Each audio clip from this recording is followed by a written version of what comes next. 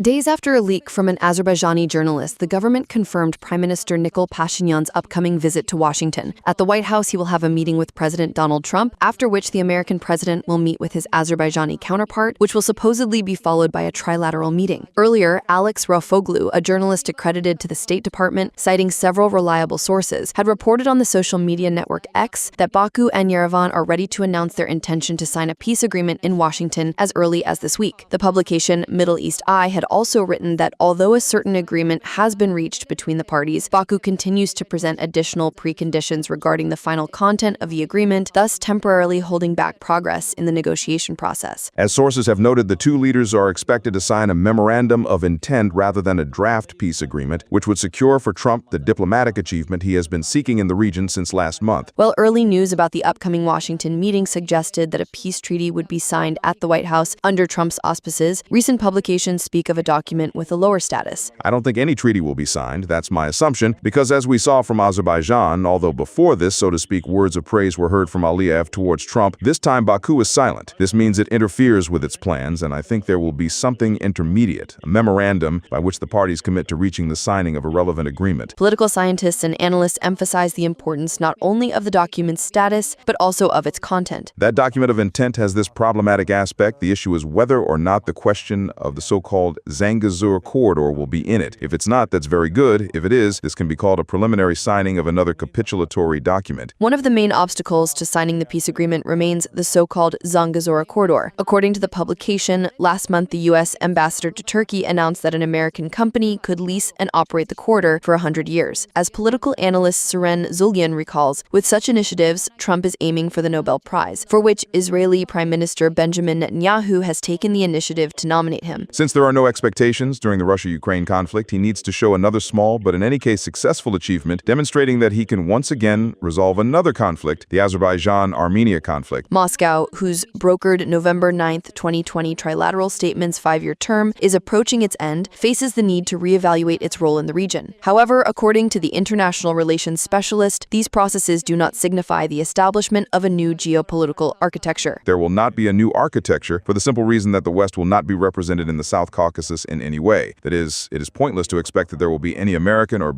European military bases in any country in the South Caucasus. The last meeting between the leaders of Armenia and Azerbaijan took place on July 10th in Abu Dhabi and lasted about 5 hours. According to the assessment of the Armenian Ministry of Foreign Affairs, that dialogue could become a serious basis for a comprehensive peace process for the benefit of a secure future. Mary Danielyan, Diana Karapetyan, Edgar Guloyan, ReOpen Media.